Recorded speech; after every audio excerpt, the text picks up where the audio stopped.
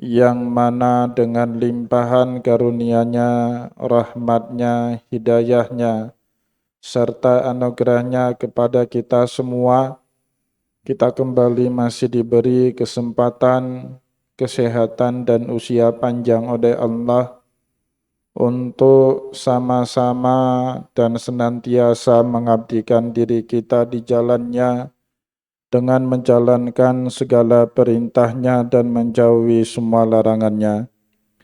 Salawat diringi salam juga tidak pernah lupa pula kita hanturkan kepada junjungan alam Nabi besar Muhammad sallallahu alaihi wasallam, di mana dengan perjuangan beliau dan para sahabatnya kita dapat mengenal betapa rahmatan lil alamin ajaran agama Islam sebagaimana yang menjadi keyakinan dan pengetahuan kita bersama.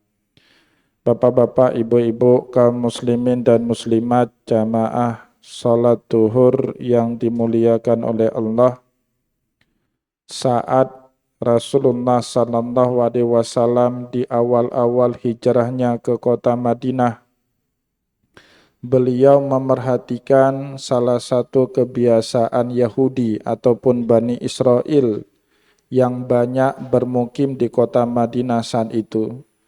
Jadi setidaknya di kota Madinah di zaman hidup Nabi hidup 3 kabilah besar Yahudi. Ada Bani Kainuqa, ada Bani Nadir dan Bani Quraidah. Tapi ketiga suku Yahudi itu setiap kali di bulan Muharram mereka punya kebiasaan untuk melakukan puasa tepatnya pada tanggal 10 Muharram. Di tahun yang pertama Rasulullah menyaksikan tradisi tersebut, begitu juga di tahun kedua hijrahnya Nabi. Maka di tahun tersebut kemudian Rasulullah sallallahu alaihi wasallam bertanya kepada salah satu tokoh dari orang Yahudi, apa sebenarnya yang membuat kalian begitu istiqomah berpuasa pada setiap hari tanggal 10 Muharram? Orang Yahudi pun menjawab, zalikal yaumu nujjiya fihi Musa. Pada hari inilah Allah Subhanahu wa taala menyelamatkan Nabiullah Musa bersama umatnya Bani Israel dari kejaran Fir'aun, dan bahkan Fir'aun yang selama ini memperbudak Bani Israel di hari yang sama pada tanggal 10 Muharram dibinasakan, ditenggelamkan oleh Allah Subhanahu wa taala di Laut Merah. Untuk itulah Bani Israel memperingati hari bersejarah di dalam syariat mereka tersebut dengan berpuasa pada tanggal 10 Muharram. Bapak-bapak, ibu-ibu, kaum muslimin dan muslimat, jamaah salat duhur yang dimuliakan oleh Allah, mendengar jawaban dari Bani Israel, Rasulullah SAW dengan tegas kemudian menjawab, nahnu ahaqqu bi Musa minkum. Secara agama kami ini lebih berhak kepada Nabiullah Musa daripada kalian. Walaupun secara nasab Nabiullah Musa sama dengan orang Yahudi, sama-sama Bani Israel. Tetapi penerus ajaran agama Nabi Musa yang sah itu adalah syariatnya Nabi Muhammad sallallahu alaihi wasallam. Nah, nanti Bapak Ibu, metode jawaban Nabi ini menjadi satu prinsip dalam syariat kita. Terkadang dalam hal-hal tertentu, hubungan berdasarkan agama lebih dipentingkan di dalam syariat kita dibandingkan hubungan karena nasab atau karena darah. Sebagai contoh, seorang ayah dengan anak-anaknya di dalam syariat Islam bisa saling mewarisi. Dalam pengertian jika seorang ayah mati, maka anak menjadi ahli waris. Begitu juga sebaliknya, jika anak meninggal dunia, maka ayah menjadi salah satu yang berhak menerima warisan dari anaknya. Tetapi Bapak Ibu yang dimuliakan oleh Allah, ketika antara salah satu dari ayah dan anak ini berbeda iman, berbeda keyakinan, satu Islam, satu lainnya kafir. Misalnya ayahnya Islam, tetapi anaknya murtad menjadi non-Islam. Maka di dalam Islam antara kedua ini tidak lagi boleh saling mewariskan. Itu sebagai contoh di mana di dalam syariat kita dalam hal-hal tertentu hubungan berdasarkan iman jauh lebih penting dibandingkan hubungan berdasarkan darah. Dan itu ternyata di dalam sejarah Islam dimulai pertama sekali saat Nabi Muhammad mengklaim dirinya lah sebagai pewaris yang sah dari syariatnya Nabi Musa, bukan Bani Israel, bukan orang Yahudi. Meskipun Yahudi ini satu suku dengan Nabiullah Musa alaihi salam. Maka Nabi Muhammad sallallahu alaihi wasallam dengan tegas menjawab, "Nahnu ahaqqu bi Musa minkum." Kamilah pewaris yang sah dari agamanya Musa, bukan kalian. Maka sebab itu kemudian Nabi Muhammad sallallahu alaihi wasallam menghimbau umatnya untuk juga ikut berpuasa pada setiap tanggal 10 Muharram. Kita mengenalnya disebut dengan puasa Asyura. Supaya Bapak Ibu kaum muslimin dan muslimat yang dimuliakan oleh Allah, agama Islam ini punya ciri khas yang berbeda dengan syariat-syariat Nabi sebelumnya. Rasulullah SAW juga kemudian menghimbau kepada kita umat untuk menambahi sehari sebelum 10 Muharram atau yang disebut dengan Tasu'a, atau bagi mereka yang tidak sempat boleh menggantinya sehari sesudah tanggal 10 Muharram. Bapak-bapak, ibu-ibu, kaum muslimin dan muslimat, jamaah sholat zuhur yang dimuliakan oleh Allah. Selain itu, dari peristiwa tadi juga Rasulullah sallallahu alaihi wasallam menjelaskan ketika ditanya sama sahabat, "Ya Rasulullah, kalau ada puasa selain bulan Ramadan yang lebih patut untuk kami lakukan dan jalankan di dalam syariat ini, maka puasa mana yang paling baik untuk kami jadikan sebuah amalan?" Bapak Ibu yang dimuliakan oleh Allah, Rasulullah tidak menjawab puasa Senin Kamis.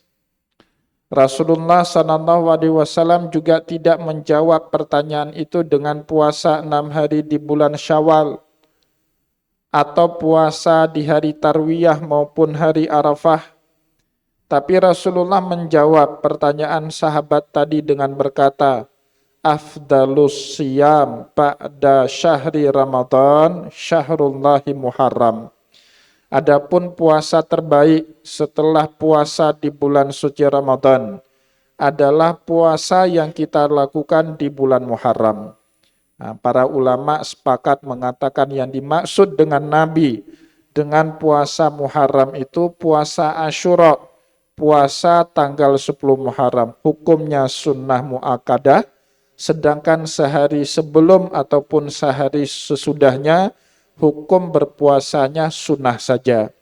Bapak Ibu yang dimuliakan oleh Allah, dari peristiwa ini juga nanti Rasulullah sallallahu alaihi wasallam keterusan dalam perkara-perkara tertentu beliau merayakannya dengan melakukan puasa.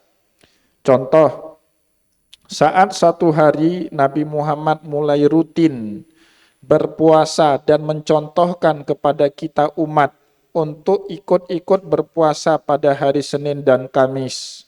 Satu hari sahabat Nabi yang bernama Barra' bin Azib radhiyallahu an bertanya kepada Nabi, "Ya Rasulullah, apa sebabnya engkau berpuasa pada hari Senin?" Maka Nabi Muhammad menjawab seperti jawaban yang dikemukakan oleh Bani Israel pada saat Nabi bertanya kenapa mereka berpuasa pada tanggal 10 Muharram. Nabi Muhammad menjawab, "Dzalikal yaum ulidtu fih." Karena hari Senin, hari di mana saya dilahirkan oleh Allah ke muka bumi. Jadi kemudian menjadi tren merayakan sesuatu hari yang dihormati oleh Nabi dengan cara berpuasa. Kemudian para sahabat juga bertanya, lantas hari Kamis kenapa Anda berpuasa?